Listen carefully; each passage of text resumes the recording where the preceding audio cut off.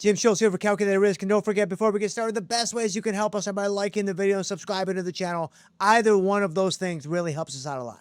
So as premium sellers, Theta is the thing that pays the bills. Theta is the thing that we are banking on every single day. But if you've been inside the Tasty ecosystem for any length of time, you've been watching the shows, you've been in the archives, what have you may have noticed we actually put a cap on how much Theta we want to carry in our portfolios. And you might naturally be wondering, Jim, that doesn't make any sense. Like, why wouldn't I want more Theta? If my Theta is paying the bills, I want more Theta so I can pay more bills. I want to make this easier on myself. So why are we putting a cap on our daily decay? And that's what I want to talk about here today. So let's go. So Theta literally gives you the dollar amount of extrinsic value that you can expect to come off of that position or your portfolio, depending on what you're looking at, for the next day, for the next 24-hour period. So if you're looking at a position that has a $10 Theta, that's telling you that for that position, you can expect from the simple passage of one additional day, $10 in premium from that position. You can expect the option price to go down by $10. Obviously, as an option seller, I want the price to go down. As an option buyer, I would want the price to go up. But Theta is always causing that downward pressure on option prices, causing them to slowly but surely move lower and lower.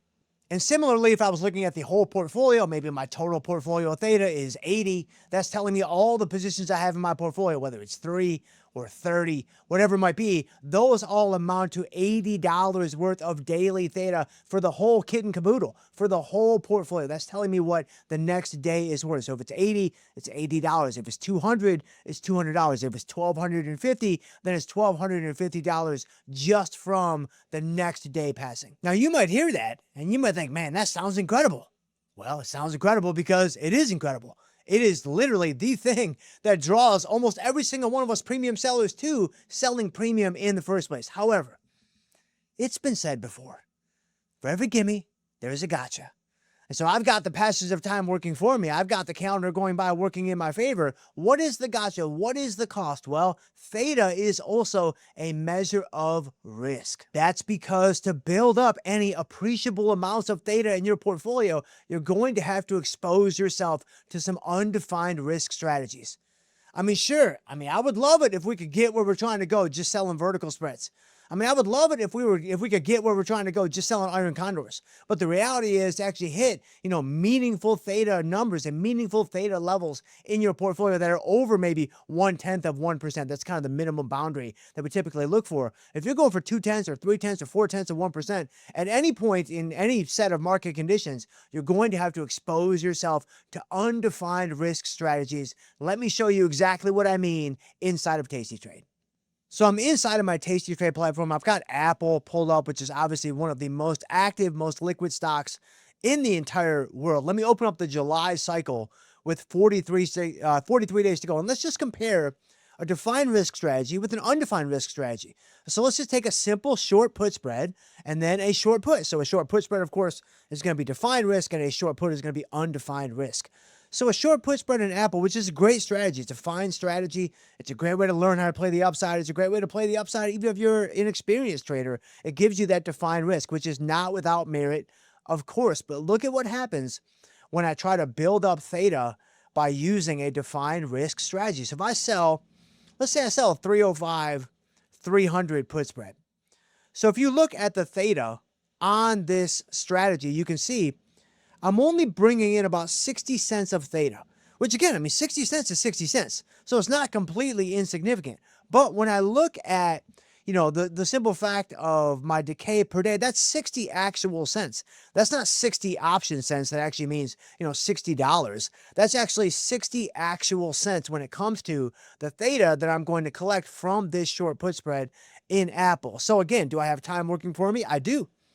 Do I have some positive decay in the portfolio in this position? I do. But is it a significant number? It is not. Is it economically significant? I would say no when it comes to this position in isolation. But look at what happens if I delete that. Look at what happens if I turn this into an undefined risk strategy. So let me get rid of my 300 long leg. So now I only have a 305 short put. Now, of course, a lot of things have changed about the position. You now have effectively undefined risk. It's a lot more buying power. Of course, it's not an apples to oranges or apples to apples comparison. It's probably not even an apples to oranges comparison. Maybe like an apple to some kiwi. But if I look at this 305 short put, look at the theta on this guy. Now I'm bringing in over $10 per day.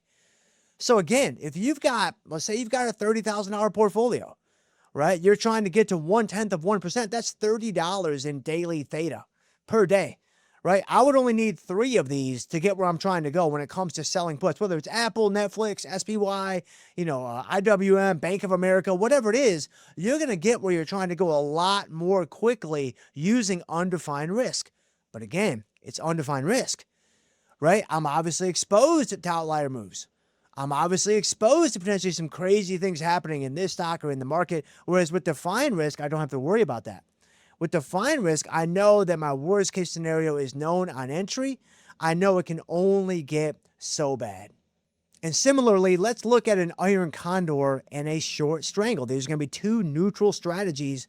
The iron condor is going to be the defined risk version, and the short strangle is going to be the undefined risk version. So let's say I sell a 295, 290 put spread, and then I sell a 330, 335 call spread.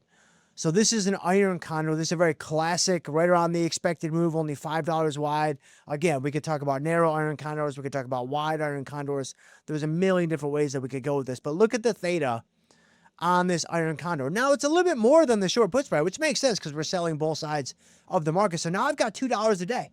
So now if you're thinking I've got a $30,000 portfolio, it's like, okay, I mean, I could maybe get there with just iron condors, and maybe you could, right? Again, I'm not saying it's impossible, but when it comes to, thinking about getting where you're trying to go with, appreciable amounts of theta, look at what happens when I get rid of my legs on the iron condor, and now I just have a short strangle on. My theta becomes nearly $20 per day. So you can see it's significantly more. You can see I'm able to get where I'm trying to go a lot more quickly. Now, again, you've got much more buying power. You've got infinity signs for maximum loss and things like that. So this is certainly a longer discussion to kind of get into all the elements that are going on here. But again, what are you exposed to now? You are exposed to more risk. Like now I have unlimited risk. I have undefined risk. So I can't get away with just doing as many of these as I want, because if I do that, then I'm going to be way overexposed. My unit risk is going to be way too high. And if I do happen to walk into an outlier, if I do happen to walk into a situation where something crazy does happen in this stock or in the market, then that could put me really in a bad spot and really put me in the alerts. And so this is why when it comes to our daily theta numbers, we like to live somewhere in the range between 0.1% and 0.5%, and we don't just leave it uncapped on the upside. Even as amazing as theta is, we have to do it within reason. So hopefully now it makes a little bit more sense why we have the ranges that we have. Why we don't just leave our theta numbers uncapped and just get as much as we can and just go after as much as we can. Because theta, or anything else in the market for that matter, doesn't exist in a vacuum. Like, it's not just about decay. It's not just about having time working for you. It's also about risk. It's also about how many units am I exposed to. It's also about, how much buying power am I utilizing? I mean, where's my capital allocation? Like, what is my directional risk? I mean, it's obviously a multifactorial puzzle that we're all trying to piece together, day by day. But when it comes to theta, hopefully now it makes a little bit more sense why we cap our theta at 0.5%. And I'll see you guys next time.